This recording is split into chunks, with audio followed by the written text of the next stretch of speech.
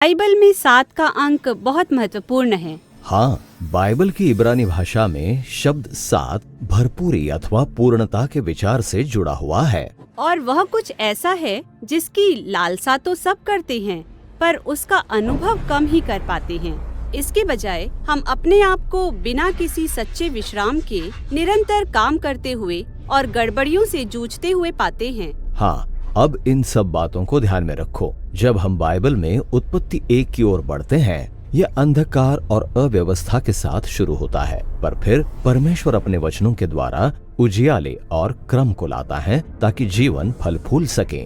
और यह सब 6 दिनों के भीतर होता है। हर दिन की पहचान इस वाक्यांश से होती है, तथा सांझ हुई फिर भोर हुआ, परंतु 7वें दिन कुछ विशेष होता है। परमेश्वर रुकता है और विश्राम करता है। सही कहा, 7वें दिन सृष्टि की रचना का कार्य पूरा होता है और ये वाक्यांश तथा सांझ हुई फिर भोर हुआ 7वें दिन दिखाई नहीं देता। यह एक ऐसे दिन के समान है जिसका कोई अंत नहीं है। 7वें दिन परमेश्वर की उपस्थिति उसकी सृष्टि को भर देती है। भूमि उन मनुष्यों सहित परमेश्वर के सब प्राणियों की आवश्यकताओं को पूरा करती है, जिन्हें परमेश्वर के साथ संसार पर हमेशा हमेशा तक राज्य करने के लिए नियुक्त किया गया है। 7वें दिन के विश्राम के राजा और रानियां, मैं उसमें प्रवेश कर सकती हूँ। पर मनुष्य अंधकार की एक शक्ति द्वारा छले जाते हैं और वे उस विश्राम को खो देते हैं। उन्हें जंगल में निर्वासित कर दिया जाता है, जहाँ उन्हें तब तक दासों के समान भूमि पर परिश्रम करना पड़ता है। जब तक वे मरकर उसी धूल में नहीं मिल जाते जहाँ से वे आए थे। परंतु परमेश्वर मनुष्य जाति को विश्राम के उस 7वें दिन एक बार फिर से स्थापित करना चाहता है। इसीलिए वो इस्राएल के परिवार को उस परम विश्राम का अनुभव देने का निर्णय लेता है, ताकि वे इसे दूसरों के साथ बांट सकें। पर कैसे? वे तो मिस्र में एक अत्याचारी साम्राज्य के दासत्व में हैं, जो उन्हें धूल में मिला रहा है। परमेश्वर मिस्र का सामना करता है और इस्राएलियों को छुड़ाता है और उन्हें अंधकार और गड़बड़ी में से लेकर जाते हुए प्रतिज्ञा के देश तक पहुंचाता है। अब जब वे अपने मार्ग में हैं, तो वे अपने आप को जंगल में पाते हैं। भटक जाना आसान होता है, जीवन एक संघर्ष है। वे अभी विश्राम के देश में नहीं हैं। पर जब वे अपने मार्ग में हैं, तो परमेश्वर उन्हें जंगल में आमंत्रित करता है कि वे ऐसे जीना शुरू कर दें जैसे कि वे प्रतिज्ञा के देश में ही हो। पर आप भविष्य के विश्राम का अभ्यास जंगल में कैसे कर सकते हैं? परमेश्वर उनसे कहता है कि प्रत्येक 7वें दिन उन्हें अपने काम को रोकना होगा, या इब्रानी भाषा में कहें तो शबात करना है, ताकि वे विश्राम कर सकें और परमेश्वर की सुंदर सृष्टि का आनंद ले सकें। अतः एक पूरा दिन ऐसे जीना जैसे कि परम विश्राम आ चुका है। हाँ, यही तो सप्त है जिसे हर सप्ताह के 7वें दिन मनाया जाता है। पर इसमें कुछ और भी है। सप्त उन 7 पर्वों में से केवल एक है जिन्हें इस्राएल के लोग हर वर्ष मनाते थे, और इनमें से प्रत्येक उस 7वें दिन के विश्राम की आशा में था। ये तो बहुत सारे 7 हो गए। अभी तो और भी है। प्रत्येक 7 वर्ष में इस्राएलियों को दासों को स्वतंत्र करना होता था, ऋण माफ करने होते थे और भूमि को एक पूरे वर्ष तक विश्राम देना होता था। और फिर हर बार जब ये 7 वर्ष 7 बार बीतते थे, तो परम विश्राम का 7वां दिन आता था, जिसे जुबली का वर्ष कहा जाता था।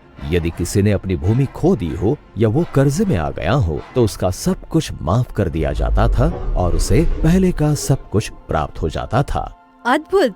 तो सबत, ये पर्व, जुबली का वर्ष, ये सब भविष्य के विश्राम की आशा की ओर संकेत कर रहे हैं। सही कहा। अब जब इस्राएलियों ने देश में प्रवेश किया, तो वे अपने परमेश्वर को भूल गए और इसलिए उन्होंने प्रतिज्ञा के देश में विश्राम करने के अपने अवसर को खो दिया।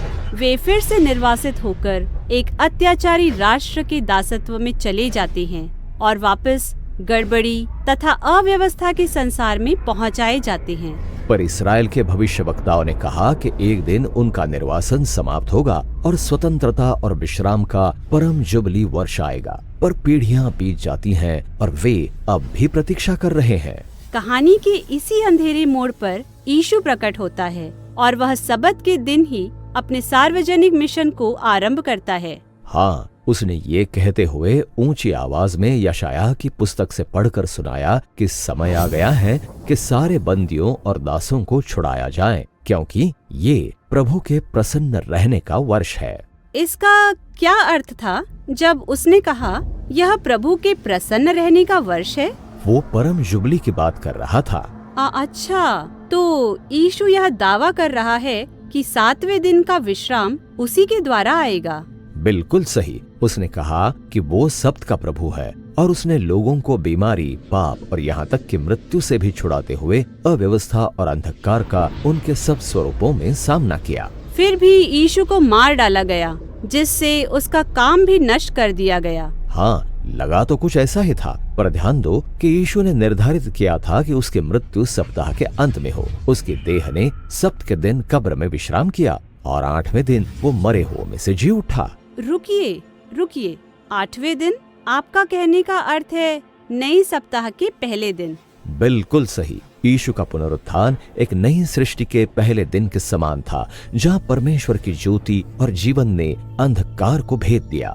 अतः पुनरुत्थान के कारण हमारे पास भविष्य के विश्राम के विषय में परमेश्वर की प्रतिज्ञा है, पर हम अभी भी वहाँ पहुँचे नहीं हैं। ऐसा लगता है जैसे कि हम अभी भी जंगल में ही हैं, जहाँ हम संघर्ष और पीड़ा का अनुभव करते हैं। पर जैसे जैसे हम 7वें दिन के परम विश्राम की ओर बढ़ते जाते हैं, तो यीशु हमें उसका अनुसरण करने के द्वारा इसी समय सच्चे विश्राम के स्वाद का अनुभव करने के लिए आमंत्रित करता है। या उसके शब्दों में कहे तो, हे सब परिश्रम करने वालों और बोझ से दबे हुए लोगों, मेरे पास आओ, मैं तुम्हें विश्राम दूंगा।